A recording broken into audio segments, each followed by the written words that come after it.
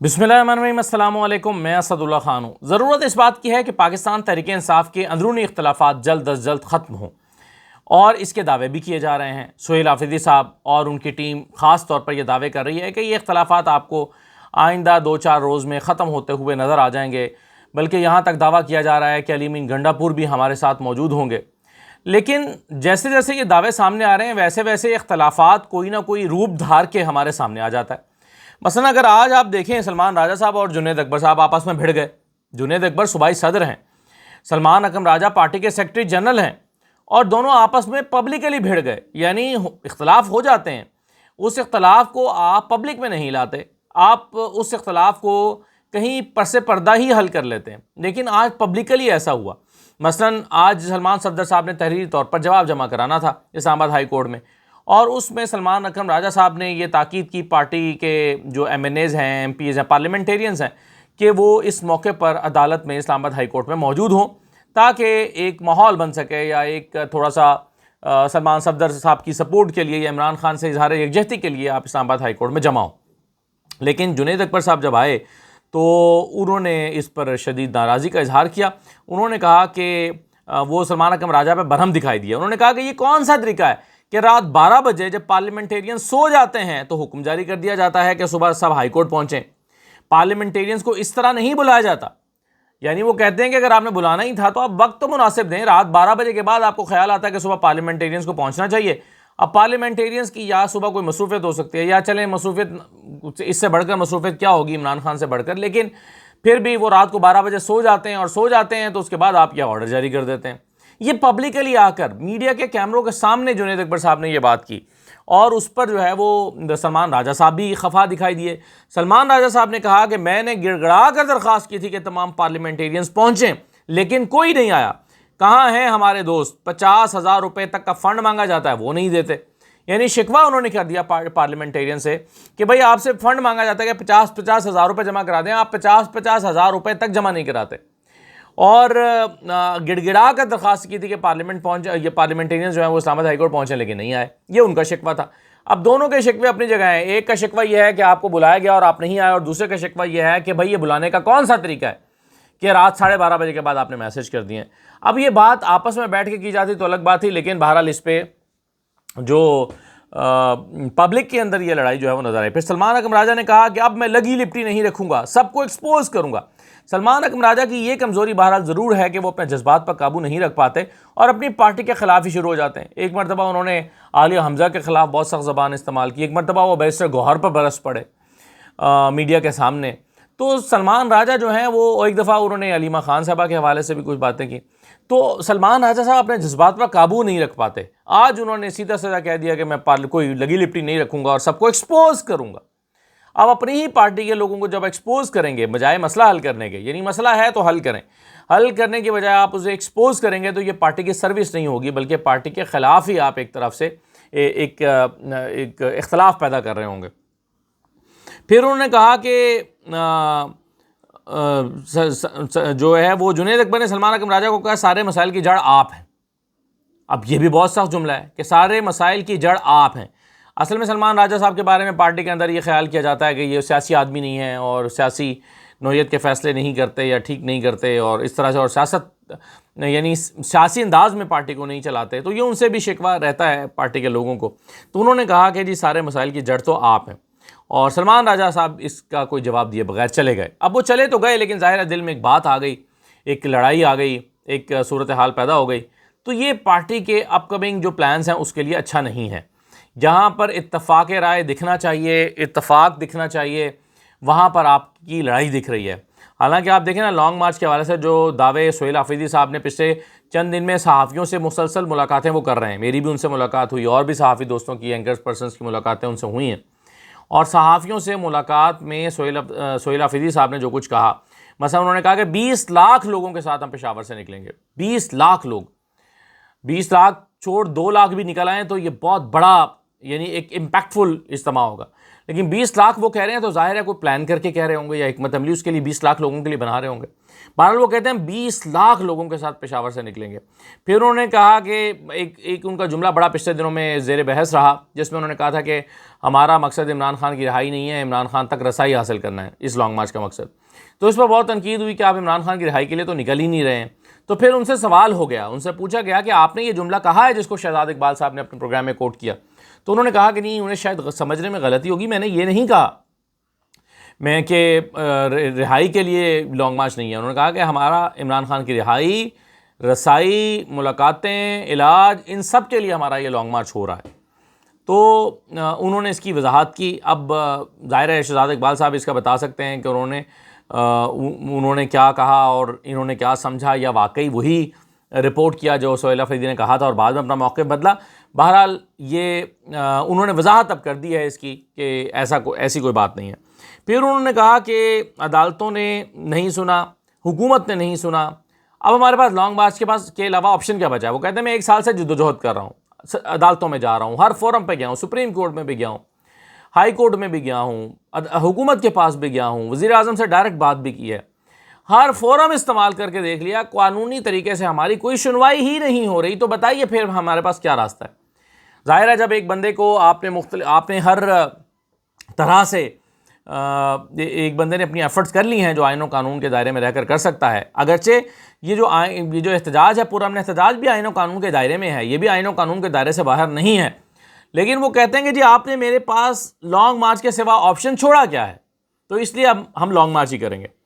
मार्च रुकेगा कैसे? क्या मार्च रुक भी सकता है? क्योंकि पार्टी में और कुछ ट्विटर पे लोग जो हैं वो डिजिटल मीडिया पर बड़ा तनकीद का निशाना बना रहे हैं कि जी ये तो होगा ही नहीं और इन्होंने तो किसी के दबाव में आकर लंबी तारीख दे दी है वगैरह वगैरह। हालांकि मैं आपको स्टोरी सुना चुका हूँ कि खुद पार्टी के अंदर लोगों की बड़ी सख्त राय थी कि इसको लेट किया जाए, तारीख ही ना दी जाए, सिर्फ महीना बताया जाए, अक्टूबर तक ले जाया जाए। तहरीक तहफ़्फ़ुज़ आईन पाकिस्तान भी यही चाहती थी।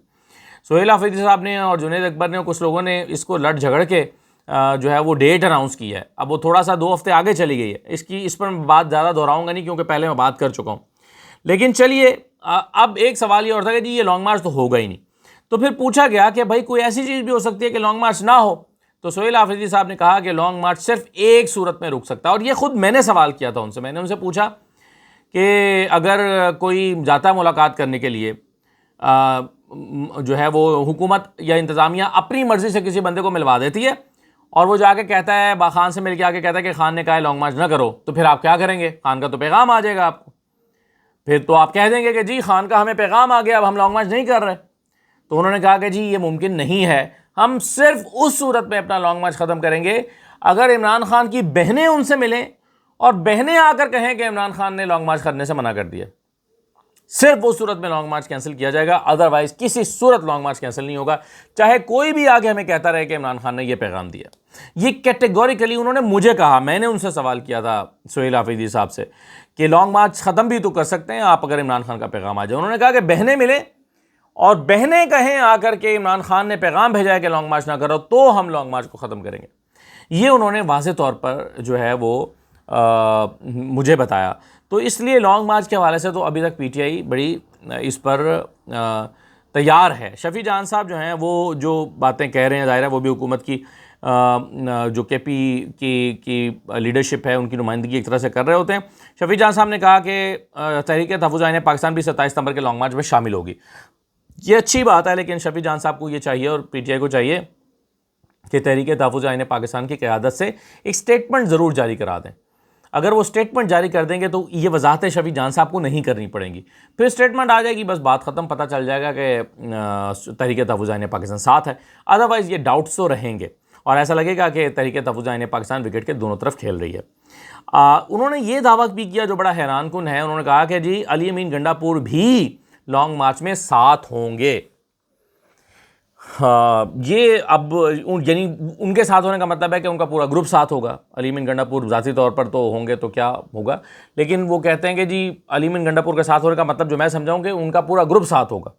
तो अगर वो साथ होंगे और इस हद तक उनको मना लिया गया है या मना लिया जाएगा, फिर तो ऐसा लगता है कि सारे ऑन बोर्ड हो जाएंगे, फिर तो कोई परेशानी की बात ही नहीं है। फिर उन्होंने कहा कि लॉन्ग मार्च के असरात सिर्फ खैबर पख्तूनख्वा तक महदूद नहीं रहेंगे बल्कि मुल्क भर में नज़र आएंगे।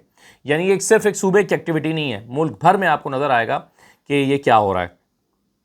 एक बात बड़ी हैरानकुन थी कि पीपल्स पार्टी के एक सीनियर रहनुमा ने PTI क़यादत से रब्ता किया है और इसमें पीपल्स पार्टी ने जवाब में कहा कि आपको चाहिए, अगर आप हमारे साथ जद्दोजहद करना चाहते हैं, उल्टी गिनती गिनना चाहते हैं और चाहते हैं कि हुकूमत घर चली जाए, तो आपको आइनी ओहदे छोड़ने होंगे। आइनी ओहदे छोड़ें ताकि आपकी एक नेक नीयती नज़र आए और हमारे साथ मिलकर जो है वो इस हुकूमत को गिराने के लिए जद्दोजहद करें। ये जो है वो पीपल्स पार्टी और PTI में की क़यादत में राब्ते की खबर जो है वो दी गई है। फिर ये भी कहा कि पीपल्स पार्टी के वोट से हुकूमत कायम है और उसने गुज़श्ता बजट की मंजूरी में भी पीपल्स पार्टी का साथ दिया था, तो इसलिए पीपल्स पार्टी ही इस हुकूमत की पुष्ट पे खड़ी हुई है। पीपल्स पार्टी पीछे हट जाए तो ये हुकूमत गिर जाएगी। आज शफीक जान साहब कहते हैं कि जी, शफीक जान साहब के मुताबिक आज पीपल्स पार्टी से मुतल्लिक मामले पर पार्टी के इजलास में मज़ीद मुशावरत होगी और देखा जाएगा कि पीपल्स पार्टी ने रब्ता किया है तो बताइए कि उनके साथ किस तरह से चलना चाहिए और कैसे मामला आगे बढ़ें। तो इस पर जो है वो पार्टी के साथ मुशावरत की जाएगी कि क्या करना है। तो ये पीपल्स पार्टी और PMLN के दरमियान, अगर पीपल्स पार्टी और PTI के दरमियान अगर इत्तफाक राय हो जाता है कि हुकूमत के ख़िलाफ़ जद्दोजहद करनी है, चाहे वो अपने अपने प्लेटफॉर्म से ही करें, तो इसका मतलब फिर वाकई ये होगा कि दिन गिने जा चुके हैं। और क्योंकि ये जो इत्तफाक राय है ये महज इत्तफाक नहीं होगा। पीपल्स पार्टी और PTI के दरमियान इत्तफाक राय हो जाना ये महज इत्तफाक नहीं हो सकता। तो इसमें तो कुछ ना कुछ जो है वो बड़ी चीज़ दिखाई देती है।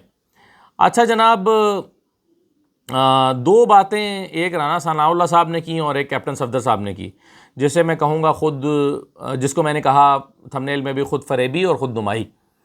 राना सनाउल्लाह साहब जो हैं वो खुद फरेबी का शिकार दिखाई देते हैं या लोगों को बेवकूफ़ बना रहे हैं। मसलन वो कहते हैं कि मोहसिन नकवी साहब की राय ज़ाती थी, किसी के कहने पर उन्होंने नहीं दी। मोहसिन नकवी साहब ने जो राय दी कि ये निज़ाम कोलैप्स कर गया है और नए सूबे और नए यूनिट्स होने चाहिए, वो कहते हैं ये राय उनकी ज़ाती है, उन्होंने ये किसी के कहने पर राय नहीं दी। तो राना सनाउल्लाह साहब जो हैं वो, मैं समझता हूँ, खुद फरेबी का शिकार हैं, अपने आप को धोखा दे रहे हैं। या तो वो बहुत सादा हैं, नहीं वो सादा नहीं है, सॉरी, वो कहाँ सादा हो सकते हैं, वो तो उन्हें तो सारी बातों का पता है। या वो हमें सादा समझते हैं, या फिर राना साहब जो हैं वो यानी या तो हम सादा हैं और हम उनकी बात मान जाते हैं, या फिर वो समझते हैं कि हम सादा हैं, खुद वो सादा नहीं है और ख़ुद ऐसा लगता है कि हमें बेवकूफ़ बनाने की आवाम को कोशिश कर रहे हैं। कई मालूम से सिर्फ एक ये बात नहीं है, बल्कि रोज़ जिस तरह नौयत की वो बातें करते हैं, जिस नौयत के वो झूठ घड़ते हैं, जिस नौयत की वो बातें, मिसाल के तौर पर आज़ाद कश्मीर के इंतखाबात के मामले पर रोज़ाना जो वो मौक़िफ़ लेकर आ जाते हैं, तो ये खुद फरेबी है, सादगी है, अवाम की सादगी है, लोगों को बेवकूफ़ बनाते हैं, क्या कहिए। लेकिन बहरहाल बड़ी मज़े की बात कैप्टन सफदर साहब ने की। उन्होंने कहा कि लोगों को पता ही नहीं है कि नवाज शरीफ जामिया नईमिया का पढ़ा हुआ है और नईमी साहब का शागिर्द है, और कहा कि जुम्मे को माँ आंखों में सुरमा डालकर मस्जिद भेजती थी कि नवाज़ आज स्पीकर पे नात पढ़ना मैं सुनूंगी।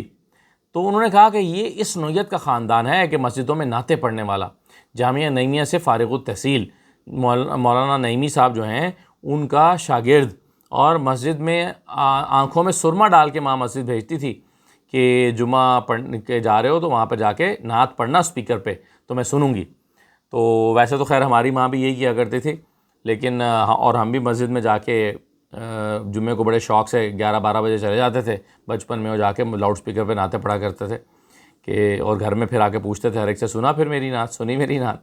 तो हम भी ऐसे ही किया करते थे। तो आज पता चला है कि नवाज शरीफ साहब भी यही किया करते थे। वो अलग बात है कि नवाज शरीफ फिर बड़े आदमी बन गए और हम नहीं बन सके। तो नवाज शरीफ साहब के बारे में फिर उन्होंने, कैप्टन सफदर ने कहा कि ये तो सियासत के हत्थे चढ़ गया तो लोगों ने क्या से क्या बना दिया, यानी ये तो सियासत में आ गया तो लोगों ने क्या से क्या बना दिया, अदरवाइज़ तो ये बहुत नेक शरीफ आदमी था और आंखों में सुरमा डाल के मस्जिद में आकर नमाज़ें पढ़ा करता, नाते पढ़ा करता। तो ये कैप्टन सफदर साहब ने जो है वो एक मजहबी टच दिया है नवाज शरीफ साहब की शख्सियत के हवाले से। आखिरी बात जो मैं करना चाहता हूँ इस व्लॉग की वो ये है कि बड़ा आजकल वो चल रहा है ना, गुड्स ट्रांसपोर्टर्स भी एहतजाज पर हैं, हड़ताल पर हैं, और जो पेट्रोलियम डीलर्स हैं या पेट्रोलियम के वो जो कंटेनर्स जो पेट्रोल लेकर जाते हैं वो लोग भी हड़ताल पर हैं। हड़ताल है पेट्रोलियम मसनूआत की कीमतों के हवाले से, रोज़ाना की बुनियाद पर आप तयन ना करें, ये उनका मसला है। वो कहते हैं जी हम रेट तय नहीं कर पाते वगैरह वगैरह। और हालांकि जो पेट्रोलियम मसनूआत बेचने वाले या उसमें शरीक तमाम लोग हैं, वो सारे के सारे जो हैं वो कितने पैसे आवाम से कमाते हैं, उसका एक ब्रेक डाउन मैं आपको दे देता हूँ। देखिए, शहरियों से शहरी जो पेट्रोल 227 रुपये का आजकल ख़रीद रहे हैं, 327 रुपये का, तो शहरी जो 327 रुपये का पेट्रोल ख़रीदते हैं फ़ी लीटर, उसकी असल जो बुनियादी लागत है वो 197 रुपये 69 पैसे फ़ी लीटर है, यानी 197 साढ़े 97 रुपये, ये उसकी बुनियादी लागत है जो पेट्रोल के ऊपर आती है। और हम कितने का ख़रीदते हैं? 327 रुपये का लीटर। और पेट्रोल की कीमत 327 रुपये 62 पैसे है, यानी पेट्रोल की कीमत में बुनियादी लागत के अलावा 139 रुपये 93 पैसे का इजाफा शामिल है, यानी तकरीबन 140 रुपये का इजाफा बुनियादी लागत में, और जितने का हमें मिलता है उसमें 140 रुपये का फ़र्क है। अब 140 रुपये कौन खा जाता है? उसका ब्रेकडाउन यह है कि 1 लीटर पेट्रोल पर मजमूई तौर पर तकरीबन 130 रुपये 23 पैसे लेवी है, टैक्सेस और मुख्तलिफ मार्जिन की मद में जो वसूल किए जाते हैं। पेट्रोल पर 80 रुपये लीटर पेट्रोलियम लेवी आयद है, 80 रुपये पेट्रोलियम लेवी फ़ी लीटर आयद है। 5 रुपये क्लाइमेट सपोर्ट लेवी में चले जाते हैं। पेट्रोल की फ़ी लीटर कीमत में 21 रुपये 24 पैसे कस्टम्स ड्यूटी शामिल है। इनलैंड फ्रेट इक्वलाइजेशन मार्जिन जो है वो 7 रुपये 48 पैसे फ़ी लीटर है। ऑयल मार्केटिंग कंपनियों का जो मार्जिन है वो 7 रुपये 87 पैसे फ़ी लीटर है, जो ऑयल मार्केटिंग कंपनियों का मार्जिन है। डीलर्स का जो मार्जिन है वो 8 रुपये 64 पैसे फ़ी लीटर मुकर्रर है। तो ऑयल मार्केटिंग कंपनियों का मार्जिन अलहदा, डीलर्स का मार्जिन अलहदा, इनलैंड फ्रेट इक्वलाइजेशन मार्जिन अलहदा, और क्लाइमेट सपोर्ट लेवी अलहदा। कस्टम्स ड्यूटी भी देनी पड़ती है, यानी सरकार यहाँ से भी टैक्स लेती है, वो अलहदा, और लेवी पेट्रोलियम मसनूआत पर अलहदा। तो ये 140 रुपये बनते हैं तकरीबन, जो हर 1 लीटर पर अवाम अदा करते हैं, हर 1 लीटर पर। और यहाँ शोर शराबा ही ख़त्म नहीं हो रहा। 327 रुपये, अभी आलमी मंडी में देखें ना, पेट्रोल नीचे गिर गया, लेकिन हमारे यहाँ नहीं गिर रहा। हमारे यहाँ 327 पे खड़ा है, वो 327 और 35 के दरमियान घूमता रहेगा, नीचे नहीं आएगा, मौत पड़ जाएगी इसको नीचे आते हुए, रास्ता भूल गया नीचे आने का। आज पेट्रोलियम मिनिस्टर कह रहे हैं कि जी 2-3 दिन दुआ करें पेट्रोल की कीमतें मुस्तकम रहें तो हम ये नीचे आ जाएगा, आवाम को खुशखबरी मिलेगी। और भाई 28 फरवरी 2024 की 28 फरवरी 2026 की पोजीशन पे इसको वापस ले जाएं। जब आलमी मंडी में तेल 28 फरवरी 2026 की सतह पर वापस आ गए, आज गया है या आ जाएगा, तो आपका क्यों नहीं आता वापस उस सतह पर? सवाल ये है। फिर आप हमें कहानियाँ सुनाते नहीं, ये तो यूँ है, वो तो वो है, वो तो इस तरह से कैलकुलेट होता है, उस तरह से कैलकुलेट नहीं होता। भाई सादा सा फार्मूला है। आलमी मंडी में जो रेट 28 फरवरी 2026 को था, आज अगर 28 फरवरी 2026 की सतह पर आलमी मंडी में रेट आ गया, तो पाकिस्तान में भी 28 फरवरी की सतह पर जाना चाहिए, जो कि 258 रुपये बनते हैं। बाकी सब कहानी है। इजाज़त दीजिए, अल्लाह हाफ़िज़।